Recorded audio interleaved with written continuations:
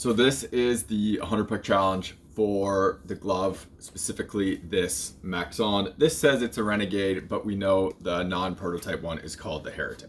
So this was still technically a prototype glove. They did a few changes to it on the actual one that you can buy now. So this one was slightly different. This glove itself was not NHL legal. And the only thing being is that this T was too long. It needed to be adjusted by about that much. And then it would have been NHL legal. I measured the outside, it was fine. And then this part has to be a certain length from the T all the way down to here. And it was about that much too long. So if you just adjust this T, make it slightly smaller, you get that legality out of it. So yes, this glove is NHL legal, even though people think it isn't.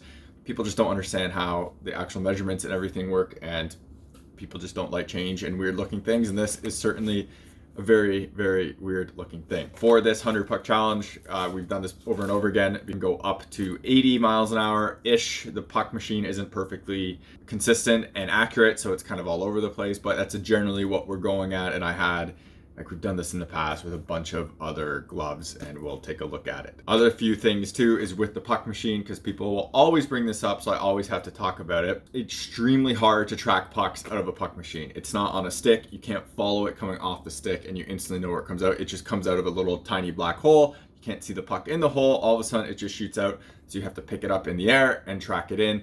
It's extremely difficult. It's a lot harder than it is on the ice. And it's in a basement and it isn't a ton of room here either. If this was from the blue line doing this speed, it would be so unbelievably easy, it wouldn't be funny, but we're not at an actual hockey rink, so we're doing the best we can here. We also did a protection test at the end of this video for this, so check that out and we'll take a look at this. We'll also have a review of this glove, not on this video. This will just be the puck machine test, and then we'll talk very slightly about the results of it, and then there'll be a full review where I break it all down, show the insides and everything later on. So we'll take a look at that. We'll also have a very quick video at another time of this glove, which is the reason why this is their ball hockey glove. And this thing is unreal. We also did a test with the puck machine on this one as well. And this is not made to be taken. This is a ball hockey glove. This thing is so kind of over-engineered, over-made that you can use it on ice. I have used it on ice and I will show it in this puck machine test as well. And the company themselves also have a puck machine at their facility, or they borrowed one and they showed results of this. So I didn't just do this off their word. I saw their results as well. So I made sure I wouldn't actually get hurt on anything, but we'll take a look at that on a different video. And we'll jump into this test and see how it performs. Now, before we begin all that, Core Tech, which are Core shorts, and people have heard of these before, they were labeled under Under Armour before. Now Bauer sells hockey specific one, but Core themselves sell their own line of pants and supportive clothing and apparel. Basically, this stuff helps you with growing strains, growing pulls, and helps keep your hips tight and everything like that. And speaking of injuries, I kind of pulled a growing playing in the playoffs a few months ago and have had to keep using these Core Tech shorts to make sure my growing doesn't get worse. When I don't wear them, I can feel it and it hurts kind of to walk the next day. With these, keeps everything nice and tight and keeps everything from stretching out too far and getting injured. So these have been a huge savior for me. Check out the link in the description to their website and use my coupon code that's in there to get a discount, and I'll put it on the screen here. It helps support myself and the channel so I can make content and doing real reviews, but also you get a solid product that I use all the time and basically am needed in order to keep my growing from falling apart. Otherwise, if you want to support the channel without buying anything, check out the links in the description to Patreon and buy me a coffee. Everything through those links always comes back into the channel so I can keep making more content and doing more reviews.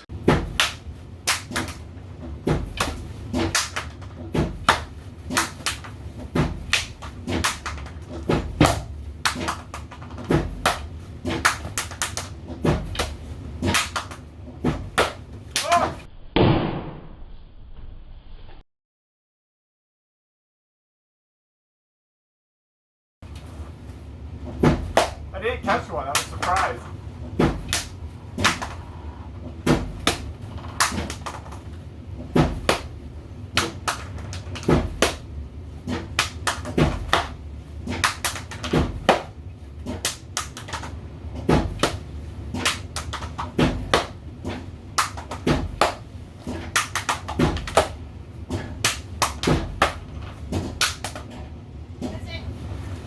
I missed one. I know that was a slow speed, but this glove is a cheat code. Like, this glove is so good.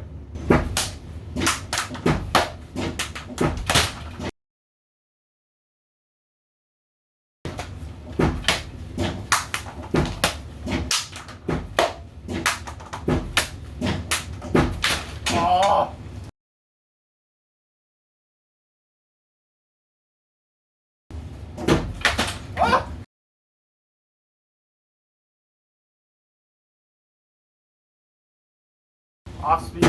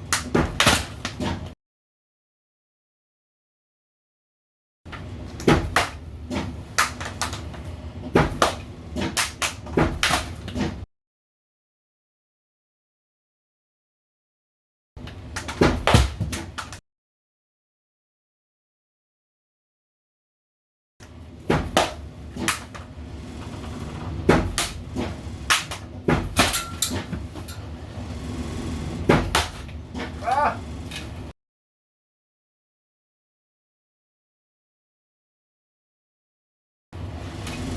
That didn't hurt, it was just weird.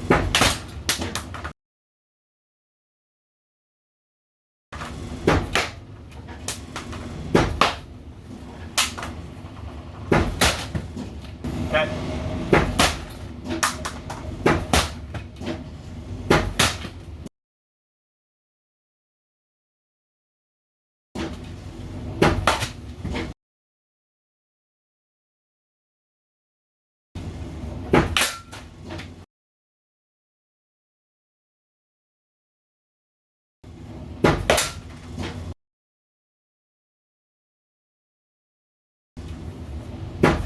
Take a sec.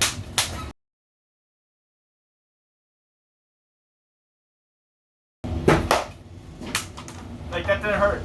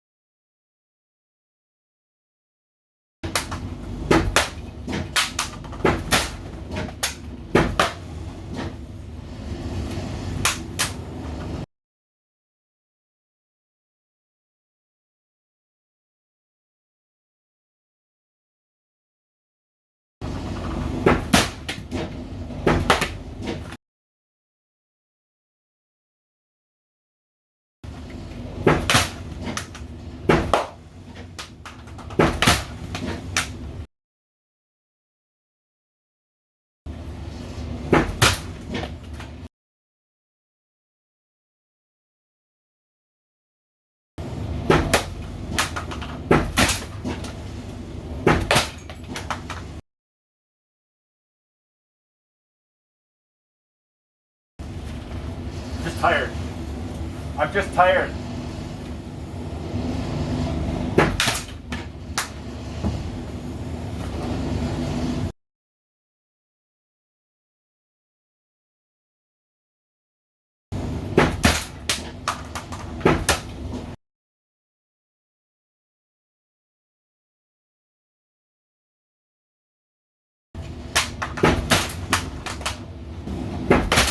Yeah.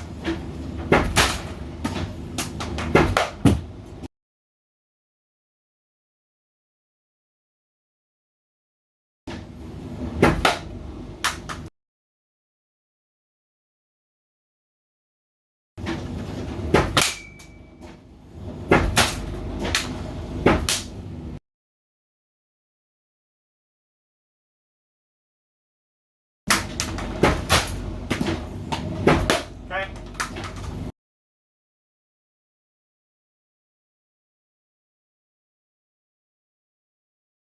So to put it bluntly, this has been the best glove I've ever tested in terms of catching. It is unreal. And the first two tests on there are ones where it's like really easy to track the puck and you can really follow it in. So it's a lot easier. Once it gets higher there, it's more of like just hoping you're kind of in the vicinity of where you can catch up to the puck to actually make the catch. But this thing just absolutely swallows pucks if it hits kind of anywhere in here. There is an issue with it though, as you can see at the higher speeds. Well, there's a few issues. The one is this tee is so soft and flimsy, as you can see, that if it does hit the tee like kind of here, it's probably going to push it back and you're probably not going to make the save. Now, with other gloves, there are tees that fold in and everything on those ones, and we've seen it in the NHL, and I've shown it on these results as well. But there's always a thing of where a lot of those gloves, even if it kind of hits like here, it might still keep it out. But with this one, because this tee is so flimsy, if it does hit here, it kind of just folds in on itself. There's a few on here where I slow-moed and everything that might have stayed or at least been deflected somewhere, where this one, it kind of just goes straight in, and that's obviously disappointing for that. I don't know how they can really fix that without like ruining some other really good properties of this glove by doing that. So maybe it's a trade-off thing, but it's definitely there and it's something that is noticeable, and we saw the results of it. Now, the other thing on here that you saw a lot of is pucks that hit here or here and the glove kind of flexes, as you can see, like this. The way that this glove is constructed, it's basically two pieces here, where other gloves have more of almost a connected thing on here, so it holds its shape a little bit better, but this one is, it kind of just folds like this, unfortunately. Could see other points too where it hit here and the whole glove kind of goes like this, or it hits like here and the glove kind of just like turns and everything. I honestly don't know how to fix that without substantially stiffening this glove and kind of ruining that amazing closure on here and really, really good catching ability. And that, again, because this piece is so like disconnected from each other and closes so well, you're kind of just gaining so much flexibility here, and that's kind of just what is happening. The other part is I talked to them about this, and I wanted this to be like stiffened up with foams behind it. And you can see I have a really thick foam pad back here, so it like gives your wrist a bit more leverage on here, so if it hits here it won't move as bad. I feel like that needs to be extended. So I really wish that this like foam piece, and this would make it more of a traditional style of glove, which I know that they're trying to do things differently, but I really feel like if there's a way to leverage your wrist here all the way across, like up here, because when this is leveraged right here, this part right here is still not, and the whole thing can kind of still like fold this way. So you need a way to have your wrist here, which is still giving you some like support up here somehow. So if it had this foam kind of going all the way across, or even like a brace coming over there, so when it hits that, it kind of leans into your wrist. So if it like hit here, it's still getting your wrist force and kind of holding that in place through there. So I think that could be something that could be adjusted to maybe fix that a bit, because anything that kind of hits this too, it kind of folds like that. But if your wrist is there, it might do something different.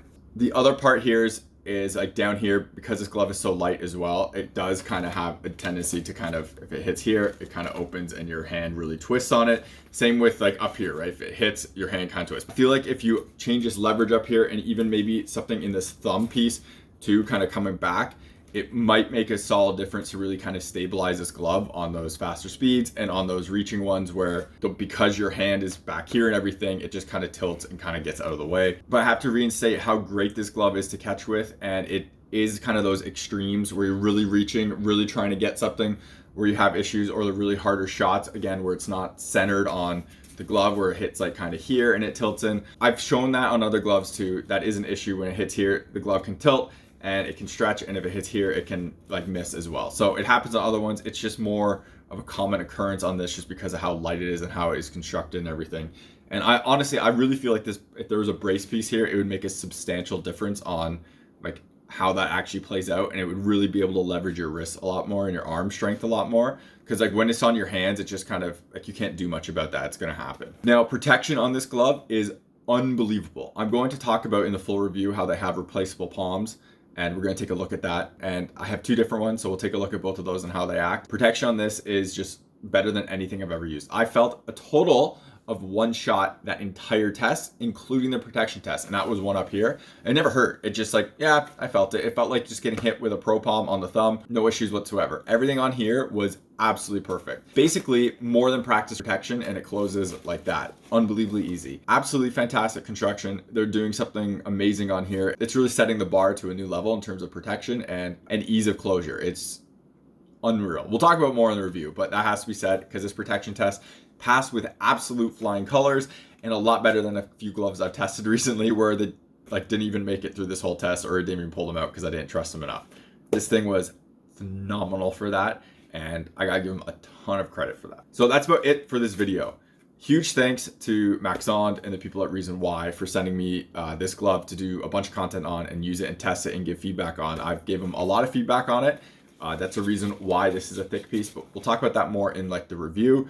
But this glove is unreal. This was an interesting test. I knew that they did a bunch of tests with their own puck machine, so I wasn't worried about anything. And I used it on ice as well, so I wasn't worried about protection or anything on here. But seeing this with the slow motion really tells you how this glove kind of interacts with the puck and how it kind of plays. So I think that's important, and it's very interesting. They have a very interesting way of doing, and a very different way of doing sales for this stuff. They know this is a crazy product and people aren't going to like it. You can see that every time people post it on GGSU and stuff. People don't like change. They don't like trying something new. They don't like seeing new things. They're very status quo in that sense. And so they see this and they instantly dismiss it. That's one of the reasons why that they're doing the way that they're doing for releasing this glove. It's very, very interesting. Check them out. I'll link to their Instagram account. You have to request to follow it. If you want it that bad, you can go there. You can reach out to Reason Why. So check them out in the description and everything like that. But huge thanks for this. And again, full review coming soon. We'll also have the Reason Why ball hockey puck test as well, which will be fun.